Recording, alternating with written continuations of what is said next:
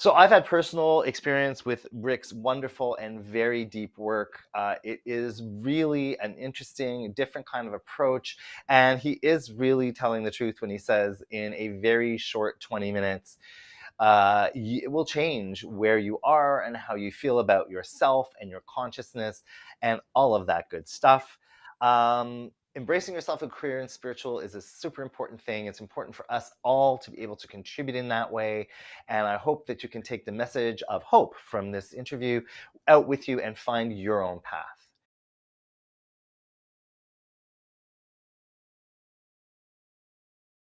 Hi, everyone. Welcome to Gay Guru Live. You're watching Gay Guru Live on the Bold Brave TV network. I'm your host, Brian Madigan.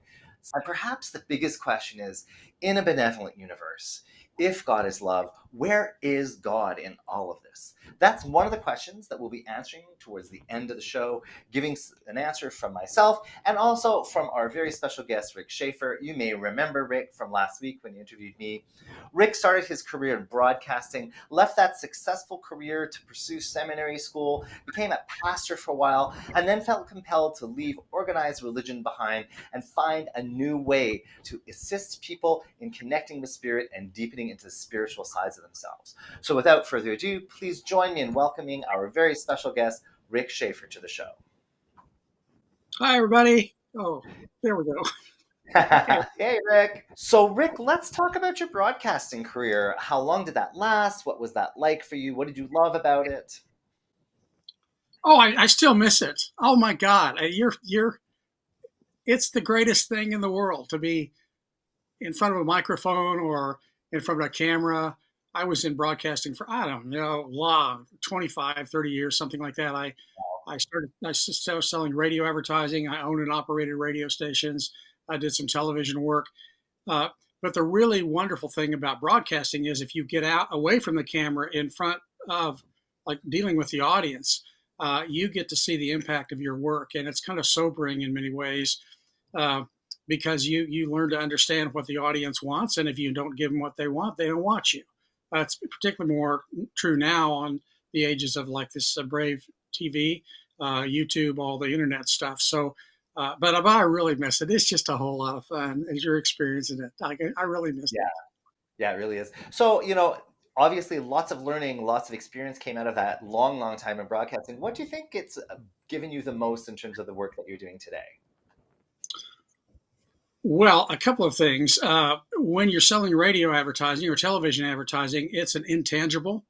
So you have to Mhm. learn to communicate intangible things. Well, spirituality is an intangible also. But also, I think it helped me understand the production values, the stuff that we do. Are even with the very basic, Garage Band and some of the Mac stuff. uh, I can produce some pretty good stuff, and it's only because I have the background of broadcasting. It's not necessarily me, although I find that spirit works through me to bring the collateral material that I should use. In fact, they edit my scripts. If I believe me, putting together a 5 minute or even a 20-minute video is a lot of work with all the editing and chopping and cutting and pasting and stuff. And if you can spend easily, I don't know, 30, 40 hours on a project. And if they don't like it, they'll stop it from going. And so I'm learned in this process. I used to think, okay, what's the advertiser going to think about this? How's this going to play in the audience? Now I think, okay, Spirit, are you working through me now? How is this going to be received by the people watching it? So I've learned to consolidate my time. So now instead of working 40 hours, I still work 40 hours, but I kind of include them Yeah, since for it's sure. they're it's nice to include them. So anyway, I've gotten a lot more efficient in the production values, but it's been immensely helpful, very much so. Cool. So, after that sort of long, obviously very productive, very interesting career in broadcasting, what motivated you to make the change to go back to school? Well, I bought a radio station in the middle of a bubble, and the bubble collapsed, and so I was all of a sudden stuck with $4 million worth of debt, and I had to service that. And it was just a nightmare. It turned out that my my calendar was no longer about radio and television. It was about legal court battles. And that sent me to Village Presbyterian Church in Kansas City, which was at that time the second largest Presbyterian church in the United States. Anyway, I didn't live there. I just listened to Reverend Bob and Neely every Sunday morning. I couldn't wait to hear what Dr. Bob said about thus and so and thus and so. And so I went and joined the church choir. We sang in the choir. I looked forward to Wednesday nights choir practice. I couldn't wait to get there. And then he left. He retired. My rock retired. Oh, I no. went through. This is the beginning of the dark night of the soul. It was a time of contemplating suicide. A really dark place because I was getting subpoenas left and right, and everybody wanting their money, and I didn't have it. I was going to lose my house and everything. And then the people that they brought in were just kind of not very effective. They were seminary professors, well credentialed. And I was sitting there next to my gay friend who was in the choir, and I said, these people don't know what the hell they're doing. I could do better than they can. I don't even know what they're doing. He says, why don't you shut up and just go do it then? So I thought, so I enrolled in seminary, took I think 10 hours of theology or something like that, and then I gradually moved to one class after another, and I ended up with a 4-year professional degree. It's much like a doctor or lawyer, only it's in theology. And the thing is, I don't use a lot of the material that I learned in seminary, but what seminary does, it teaches you how to think. And I have taken that out now into the world of what I do. And I think actually that's what any higher education does. You may not retain the skills that you have, but it still teaches you how to think. And I know how to think and how to analyze things. So that coupled with my broadcasting background has led me to where I am today. So how long did it take you to get through all of those courses and things? I mean, you obviously were worrying about servicing this debt. How did that all transpire for you? It must have taken quite a while for you to complete all of that. Well, gosh, seminary was 4 years, and it's supposed to be, now it's down to 3 years, but it used to be 4 years. But in terms of the fighting the lawyers and everything, that was probably, I don't know, 5 or 6 year process, something like that. I remember one time I was in a courtroom and I'm the defendant and the plaintiff is, rattling all that horrible, and they're making up lies and all kinds of stuff. And I was what people thought that I was doing. I was taking notes, but in reality, I had memorized the Psalms. And I may cry when I tell you this, but I was writing down the Psalms uh, and that gave me comfort to get through all that. But somehow, and this is the miracle of spirit, that corporation, if I wanted to reinactivate it, it would have no debt against it. I did not declare bankruptcy. It just kind of worked out. We say when you realign now today, I would say when you realign with the light, that a lot of that stuff just kind of drops away. It just kind of goes away because you're a higher vibration than what you are, at their level. But I didn't know that at that time. You finished all your seminary courses, you're ready to go, and you became a pastor, sort of filling that role that you had wanted to for the person who, your rock had left, and moving into that world. What was that like for you? And what did you love about that? Well, I loved again the standing in front of a group of people, and I was just kind of natural at that. It was just another avenue for broadcasting for me. But I found out over the course of several churches, they really didn't want to hear what I had to say. These were revitalization churches. The average age was probably 70, 80 years old, something like that. They really didn't want to change. I was had some denominational restrictions. Anyway, the whole thing is, I just felt like that it wasn't for me. I kind of got into it politically wherever I went, and I thought, something is really not clicking here. They don't like you, Rick. I'm a pretty likable guy. Whoa, what's going on here? Well, again, it comes to the vibration thing. What they're doing is they're shutting doors, ready to launch me into something else. I have to really tell you a kind of a story, a dark night of this story. And I don't remember when it was broadcasting, or because I spent 20 years in the desert of Phoenix in the dark night of the soul. And so I was thinking heavily about suicide. And I know it's important for other people to listen because they may be there.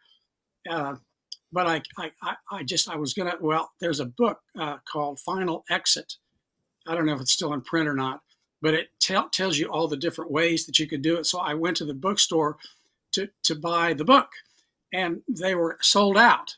And so I said, "Oh my God, I guess I can't do it, this week." Well, when will it come in? Okay, I'll be in next week. Okay, well, I can go one more week. So I went one more week, and I go in the bookstore, and the book is I can't find it. I can't find it. And I said, "Where's this book?" And they said, "Oh, it's in the self-help section." So I thought, okay, that is Spirit's sense of humor telling me, Rick, Yeah. back off. Having Things. a little giggle at your expense. It's in the self-help section, right? Okay, all right. So that took all that pressure away, and I haven't had those thoughts ever since. Even though my uh, the pressures of life have been much more immense than that. What got you to the desert? I mean, we all know the 40 days and 40 nights story, but 20 years is an awfully long time to sort of be in that desert, not only literally but metaphorically for your life as well. Well, that's because Buddha was only 49 days. Jesus was 40 days. They said no. I said yes. Also, in fairness, this started around maybe 2004. I went to Santa Fe, New Mexico. At that time, there was a thing called Unity Consciousness. I went and Mhm. learned that was a little bit of a technique, and I thought, oh, maybe this is really something here. And so I learned that technique. Well, it is just a technique, and then I had to expand that and broaden it to add the theology into it and the spiritual aspect of it. So it took a lot of the not trying to crack me down necessarily, but trying different things because it was it's brand new. I think it was a brand new energy being unleashed on the earth. Right. And actually, I think Spirit was experimenting also. So you're in the desert, all this crazy stuff is going on in your life, your business is a mess, you owe all this money, deep, dark, suicidal thoughts. Traditionally, what we would call the dark night of the soul. Many of us have lots of ideas of what this is about, but really it's just about hitting your rock bottom, right? Do you agree with that? When we do that, it's what you said. It strips us down to nothing, and when we are stripped down to nothing, that's where we find out who we really are. And Yeah, and I think for it's some people, it powerful, takes a right? It's very lifetime. important for people to realize that that happens for different people in different ways, right? Some experience in your life is going to strip you down to nothing like that. Mine was an abusive relationship that really took that away, took my friends away, felt like it was taking my life away, and brought me to a very similar place that you're at, where there was just nowhere else to go but in. Is that sort of how you felt about it?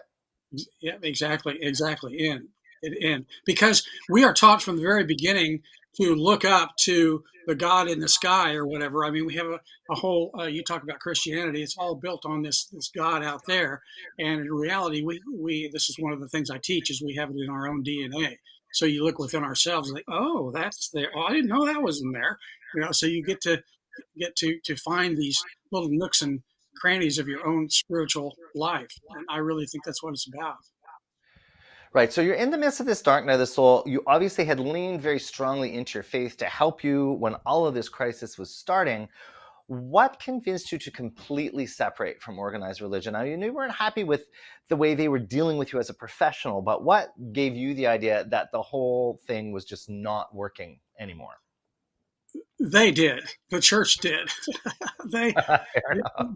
they didn't like what I was doing. They pulled some political maneuvers. They wanted to have meetings and stuff. And after a while, I said, "Well, I just quit. I just quit." And it really bothered me that I did that. I'm betraying God. I'm betraying everybody. I will tell you, only two times in my life I've had chest pains, and that is when I was serving a church. And I thought, this is just not the time. This is not it. This is just not working for me. And so I just quit. I resigned. I left. And so when I did that, the the doors like wow, they like opened up. I thought, oh, I this is black, but there's certainly something here. So I'm going to follow through these doors. And this probably happened around, I don't know, 2004, something like that. What do you think gave you the courage to walk through that door? And nothing, no other options. Yeah, yeah, No just other nothing else. options. Yeah. And what did you find when you got there? Oh, I found nobody's ever asked me that question. I found the energy of creation, which is a black void not black in the dark energy sense, but in blackness in terms of, okay, this is a new playground here. What are we going to create in this new energy? Because it has never been created on the face of the earth before. And so you, Rick, are going to get to kind of play around with this a little bit.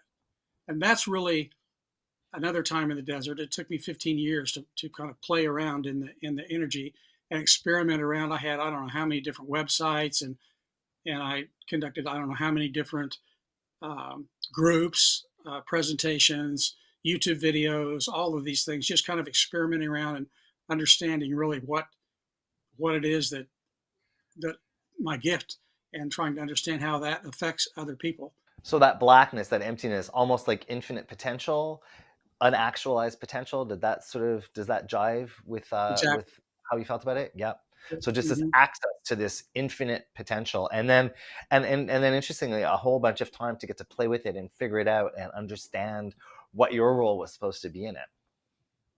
Yeah, it's pretty amazing when they say, okay, here's a whole there's all this energy out there, all the potentials possible, good and bad, and you get to take, to use a metaphor, the clay and mold it the way that you think it ought to be, right? And if it's wrong, we'll tell you, and if it's right, we'll propel you even further down the road. So and at the same time, of course, you still have to make money, and you can't make money using this because it's not ready yet. It's not ethically correct to do that, Of energetically course. correct. So my gosh, I worked for the Census Bureau for 10 years. I sold uniforms to hotels. I sold insurance. I did all kinds. I mean, that part of it was just, um, but in the meantime, we advance a little bit more, a little bit more, a little bit more, a little bit more. And really, the cool thing now is that when something comes at me, I can say, nope, that's not right. Oh, yeah, that's right. No, here's what you're going through. This is why, da da da da. So all of that trial and all of that rubbing is paying off now for me, because I can read people, and I know where they are, and because I've been there. I know it's pretty cool. And so many people, when they have that kind of illuminating experience, they expect that the universe is going to just dump the whole thing at them at once and all their problems are going to be solved. A lot of people lose patience for having to work for the census board and do all these other things just to keep yourself going while the work itself matures in you. So what advice would you have for people who are sort of in that position now, where they've had some sort of revelation and they're feeling disappointed that the universe isn't just dropping the fame and fortune into their lap? Well, I mean, we have the soul connection, and that would be my first piece of advice, uh, to get in there every week, and the universe will give. We use the term the light now. If you're struggling, where should I go? Where should I go? Do that. Outside of the soul connection, if that doesn't resonate with you, I would say just keep putting one. Don't don't think of the big picture. Think of one little pebble, across the pond, and try that little pebble. The reason that they're not dumping everything on you at this particular moment has to do with capacity, your capacity to Right. handle the light. Hmm. Uh, if like in the Raiders of the Lost Ark, do you remember that scene where they opened up the lid and then fried all the Nazis in there? It's because Right. they didn't have the capacity for the light. Same thing with a Jewish tradition. The ancient rabbis, had to go through, quote, purification before they went into the tabernacle. It's because they needed to prepare themselves, increase their capacity to handle all of the light, or handle Of all course. of the universe, or Of course. whatever you want to say. So in the midst of this experience, we call the work you do today the soul connection. Did you have a personal experience of the soul connection at the beginning of touching into that infinite potential, or did that develop over time? Oh, you mean like a lightning bolt or something like that? Yeah. No, because I've always had a connection of some kind. It just grows and Right. grows and grows and grows. It's a gradual, and there's a danger. There's a real danger in getting hit with a lightning bolt outside of the capacity thing. Um, because if you get hit with a lightning bolt, they think, "Oh, I'm on the mountaintop. I've seen everything. Okay, I go for it." And that's where many of these gurus are out there, because they had a lightning bolt experience, they had a mountaintop experience, and what they don't realize is the ego then kicks in, and I call it a hilltop experience. Right. that there are Very many easy to more get now. carried away. Very easy to get carried away with that kind of revelation, right? And that energy of the zealot that sort of takes over. So how would you briefly describe the soul connection before we dig in deeper? Soul connection is really easy. Here's us. Let's see, where's the camera? Okay, here it's backwards. Here's us. Okay, and Uh-huh. and here's the universe or the light or whatever. And the soul connection very easily causes the two to meld, and that's what happens in the soul connection. So it's just a merging of our consciousness with the greater consciousness of the universe. Is that a fair way to describe it? Well put. Thank you. I need to write that down. What you just You said. can, please. Go ahead. Feel free to use whatever I say. The really cool thing about the soul connection is uh, it's it's open to everybody, regardless of your path, whether you're Buddhism or Christian or Judaism or Ifa or whatever it is. It works for everybody because everybody's on a specific path and they're on the path that they're supposed to be on right now. And so we don't really have a theology that we dictate. We just say that what happens is between you and your own understanding of the light or the universe. And so we have, wow, such a diverse, we have healers, we have, I go down the list, we have just all kinds of people that come in. And it's whatever you are here and whatever you are, whatever you need there, and they meld, and the magic happens. So, Rick, we've kind of described the soul connection as this connection of our consciousness up into source that, it sort of straddles all religions. I think aligns, it feels like, very well with my idea, one God, many paths. So, what is the difference between soul connection and meditation? Oh, uh, meditation, I think, it's another what you just said. The thing about the soul connection is we ask we ask if you practice have another practice, which many people do, don't engage in that practice because we have a specific protocol we go through in the soul connection. And then when you come out of the soul connection, then you go back to your practice if you want to, and you'll see things in your meditation or your prayer or whatever that you never saw before. Or if you have ancient scripts that you study, you will see things in those scripts uh, uh, that you have never seen before. So the soul connection is just pure connection. And so it's another avenue, but it kind of encompasses all of the others. I would say the other difference is the soul connection is very, I hate to use the word efficient, but it is. Rather than have to say meditate for, I don't know, 5 hours or even an hour or whatever, we do it all in 20 minutes. It's very easy to do. You just show up, and I do the rest. I take you to this place. We use chakra tones to help us in that process. And really, we can't handle much more than 20 minutes. You get about everything you need in 20 minutes. Uh, People in other disciplines have to deal with the monkey mind, the ego. In the soul connection, that's not really a problem because they're showing us stuff all the time. It's kind of like going to a 3D movie. We see things. We go to places. We see waterfalls, or we see the forest, or people go meet relatives who have passed over and have wonderful conversations with them. It just depends on what we need, but it's a totally interactive process of melding, and so we don't have to worry about the monkey mind part of it either. So almost, it sounds almost shamanic in sort of the way it works. You're creating visions and engaging the mind in a much more powerful, different kind of way, and that sort of takes care of like what you're saying, that monkey mind that, as a lifelong meditator, I'm very familiar with. Mhm. It's true, but it's broader than just the monkey mind. It incorporates every single chakra. So other times you won't see anything, but you will feel something. Uh, just to give you a couple of examples, let's see. I used to be a licensed pilot, uh, and I felt like, again, feeling, not seeing, but I'm feeling like I'm flying my airplane, and yes, I've lost control of the airplane, and I'm starting to get airsick, and I'm sitting in a chair. What's going on? It was really Wow. violent. It was bumpy. I was getting airsick. Well, it was the night before Jerry Falwell died, and the universe was absorbing all the crap that he was putting out. We Right. experienced a similar thing. Uh, I think it was right prior to the January 6th riots in Washington D.C. We kind of, we experienced what I call the cosmic weather, and that is we actually feel it. Sometimes we can. Some people hear things. It hits all the different senses. It depends on the particular moment. And I might say that I'm really excited about the next couple of weeks because we have Halloween coming up. So I don't know what that energy is going to feel like. And then the following week, it's going to be the midterm elections in the United States.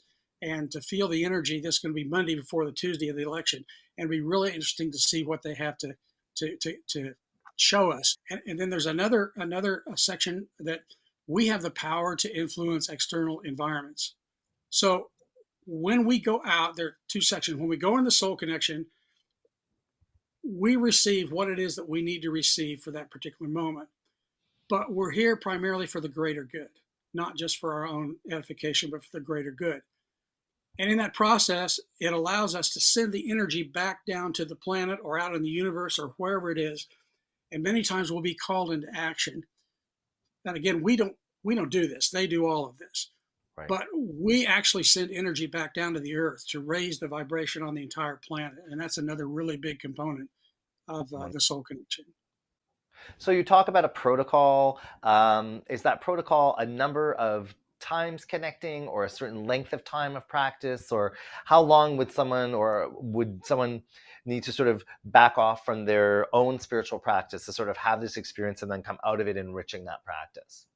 It's really quick, 20 minutes.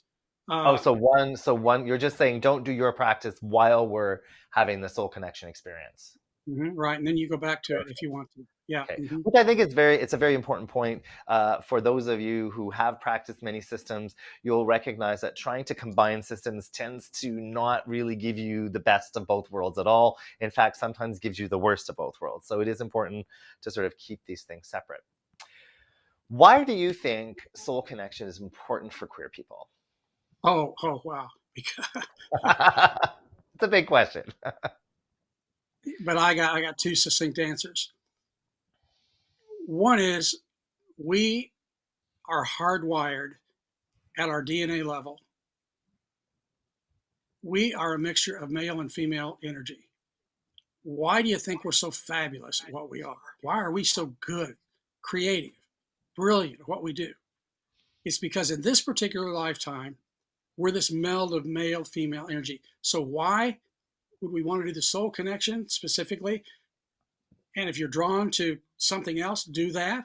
We don't want to waste our lifetime with all of these potentials and all this, our chance to be fabulous. And I mean fabulous in a very real sense.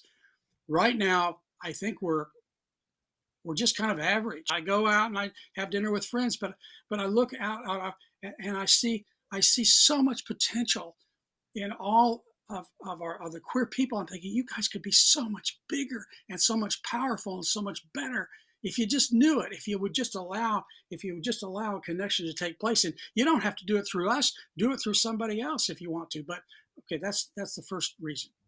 The second reason is the technical term is hypervigilance. There's an article in the New York Times that talked about this. We are more subject to cardiovascular disease than the general population. 25% of us smoke, 18% of the general population smokes. 1 in 6 of us does not seek health care because we're afraid of discrimination. And you and I both know people that are afraid to go talk to the doctor about something else. This hypervigilance, we're always looking over our shoulder. We just expect, we're going to get discriminated against. We just expect it. Oh, well, that's another. Well, all of that takes a toll. And I'm not a doctor. I'm not a biologist, but they tell me that it releases cortisol in our system, and that causes harm to our cardiovascular system. And I'm really angry about this. The alcohol companies and the cigarette companies know that our bodies are always listening. Whether we want to or not, our bodies are always listening. And so they prey on us with very aggressive marketing. You go to gay prides, you see these beer ads and these vodka ads. You go to a bar, they're always trying a new cigarette. They know what they're doing. They know that they're weak and they're preying on us. So why do we want to for health reasons? Because the body is always listening. The body can listen to all of this negative. We can self-medicate. We can do all this, or we can plug into something much bigger than all of this, and that is the light. That is the universe. That's source. That's God, whatever you want to call it. You plug into this big stuff over here, you don't need to self-medicate anymore. You don't have to Right. be hyper vigilant about your life. You don't have to look over your shoulder anymore because there's something really bigger out there, and you can begin to approach mastery, which is much, much larger. So, what about this idea of quantum activism? What is it and why is it important? Oh, that's really great. Uh, because when we go into soul connection, okay. Well, first of all, our activism is really important. We go to the marches, we join HRC, we join various groups, Hmm. we vote, we do all this stuff, but that's all on this side of the veil. Quantum activism really is that we go on the other side of the veil and we can affect change there as well. Because as most people know, things happen out there before they manifest on the planet. So if we can go out there and we can create peace and greater good out there before the conflict happens on the planet, or if we can take peace or light or whatever it is and we can send it back down to the planet, that's just as effective, if not more effective, than having people down here on the earth fighting each other. So we have the ability, particularly in the queer community, because we're so talented, if you will, so fabulous, if you want to say, we can go out there and we can access this healing energy and send it down to the planet in a very dynamic way. Yeah. So, do you see a balance of this sort of quantum spiritual activism? Do you think it leads to someone becoming more active in the physical realm, being an activist and fighting for rights and doing those kinds of things? Do you think there's a balance that happens there? How do you feel about that? I think that you're going to find your path. If you're called to go fight at City Hall, then you're going to get that message. If you're called, a lot of times, and this is really important, a lot of times they'll tell us to stay out of it. They want it to play out because there's somebody else handling it, or whenever there's a tragedy on the planet, that raises the vibration of the planet because of the compassion. Maybe they're wanting to raise the compassion on the planet, so they want us to stay out of it. Again, we don't have to make these determinations. It's not our job. All we have to do is go out there and meld, and they'll direct the energy wherever they need to go. So if you feel the need, not that it's wrong. If you feel the compulsion, the burning in your gut, you need to go fight this good fight at City Hall. I mentioned that because that's what's going on here in LA right now. Right. Then you ask spirit, okay, what is my role in here? And they'll give you a defining answer. So it's a balance, but it's more finding your path, what you're supposed to be doing at this point in time. So just trusting spirit that you're being led in the direction that you're meant to, that you're gonna find your path, and that path is going to be exactly the right path for you. Perfect. Mm-hmm. Welcome back, everyone. You're watching Gay Guru Live. I'm your host, Brian Madigan, and we're coming to you live on the Bold Brave TV network with our special guest, Rick Shaffer, and we're going to tackle the big question of where is God in all of the madness that's going on with the erosion of our rights as LGBTQ plus people in the world right now. Rick, what do you think? I think that it's erosion of rights of everybody because we're not Mhm. connected. People, it's that simple. We are not connected. There's a religion here that practice say God is still speaking. That's true, but they're not even listening. Nobody's listening. We're not connected. If we would connect up, a lot of this stuff would just drop away. What happens when we don't connect? I say that we need the light like a diver needs oxygen. Without the light, we die. Without the light, the darker energies can take over. The ego takes over. It's like a compass spinning totally out of control without the north. And that's where we are. Nobody's listening. I can't say it any simpler than that. That's why we started this soul connection to help people reconnect and start to listen again. Right, because a lot of that disconnection just causes us to dehumanize other people, right? It makes it very easy to do terrible things when when another person's not seen as a human being. And I think you mentioned something about the free will aspect also.